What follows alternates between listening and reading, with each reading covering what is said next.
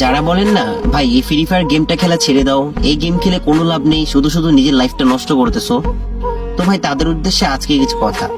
আমি আমার নিজের কথাই বলি। আজ আমার এলাকায় আমার কোনো নেশাখোর বন্ধু নেই। কারণ কি জানেন? এই ফ্রি ফায়ার গেমটা। আমি এলাকার কোনো মেয়েদেরকে ঠিক মতো চিনিও না, ইপটিজিং করা তো দূরের কথা। কারণ কি জানেন? এই ফ্রি ফায়ার গেমটা। আমি এলাকার কোনো মুরব্বীদের সাথে বেয়াদবি করি না। কারণ কি জানেন? এই ফ্রি ফায়ার গেমটা। আমি বাইকের জন্য ফ্যামিলিকে চাপ দিই না। কারণ কি জানেন? এই ফ্রি ফায়ার গেমটা।